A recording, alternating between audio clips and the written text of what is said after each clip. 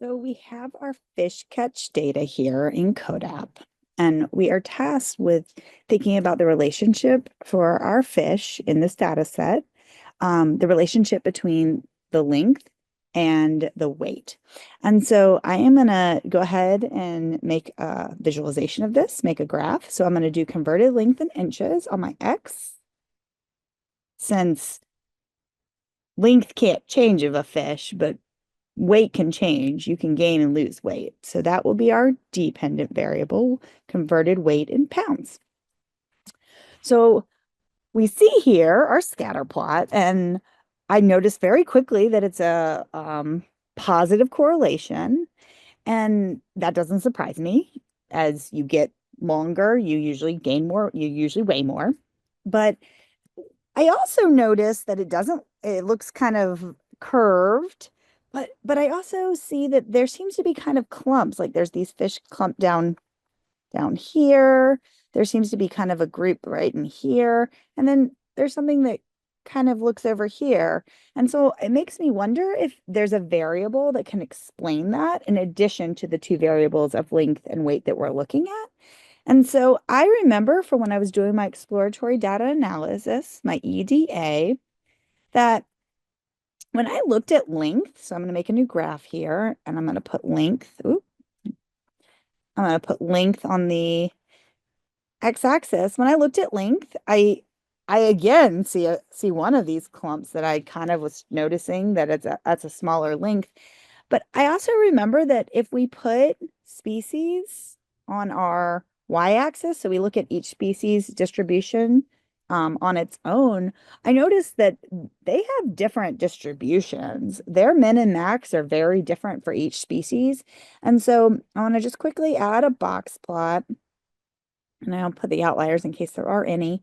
And so I noticed, like, I mean, all of our black sea bass are shorter than any of our red drum or king mackerel. And while there's overlap in our red drum and king mackerel, on average, king mackerel seems to be larger or longer than our king drum. They seem to be a little bit shorter. So now that I recognize there's these differences in their distributions, I am curious if I add species to the center of my graph and make it a third variable, what happens? And you notice that those clumps I was noticing, they are because there's another variable that contributes to them, and that's species. And so now I'm thinking I can't find a relationship between converted length and converted weight without looking at each species individually.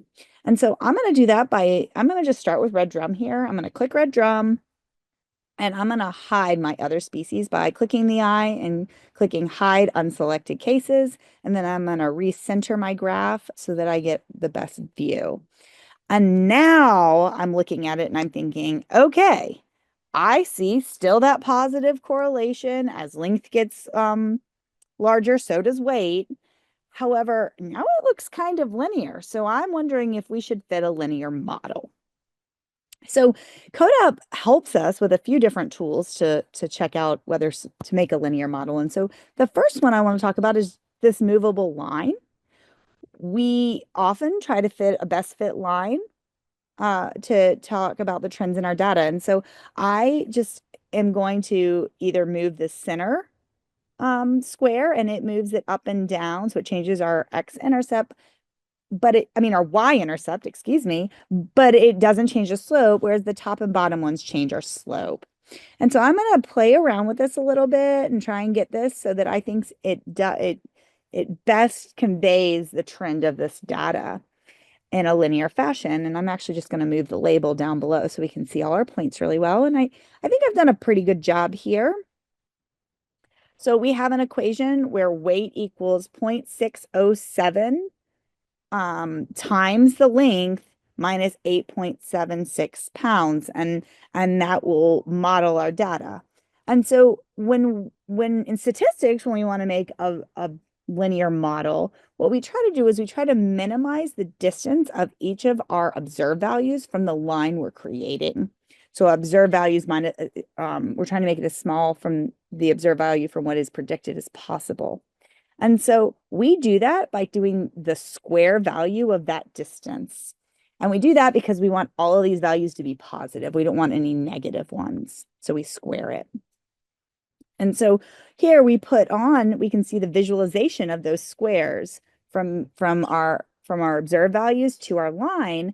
And that helps us, we're trying to minimize those squares, and we want to minimize the sum of them. So if we summed the area up of all these squares, we want to move the line in such a fashion that it's as small as possible. And we can see here that our sum of squares is 9.159. And so we can move around and see if I can get that smaller. That's going bigger. But I can move all my different parts. Oh, look, I got 8.524. So that looks pretty good. So now I'm going to remove my squares of the residuals just so that I can clearly see my line. And I am going to now actually let CodeUp calculate the least squares regression line. So that is the absolute smallest you can get, those sum of squares. And it is going to do that for me. And if you look real closely, my line that I made, my best fit line and the least squares regression line are pretty close. I'm going to take out the movable line or my best fit line and just look at this least squares regression line. And I can even put my squares back on and see how small these squares got. Although I still have some, this suggests maybe we have some observed values that are pretty far from what we would predict. Okay, so I'm going to take that off and I'm just going to leave my least squares regression line here. And I'm going to think about the fit. In general, I think it definitely shows the trend to my data. I can assess the fit also by thinking about that R square valued is 0.968. And if we take the square root of R squared, we get our correlation coefficient, which would be about 0.98. And since it's positive, it would be a positive 0.98. And we know that we want a correlation coefficient that's very close to 1. That suggests a good model. However, while it's suggested that my model is quite good because it's close to 1, I also noticed that right in here, all my values seem to be above the line with none below, meaning that the observed values are actually higher than what I would get than my predicted values. And that happens again up here. And so that's a little bit concerning that we don't have some points below and above the line, meaning that always in these lower links, the model is under predicting the weight. And same with these longer links, it is always under predicting. In the middle here, though, it seems to have points above and below the line, meaning that it sometimes is over predicting, sometimes is under predicting, and this is best as of a model as we can make.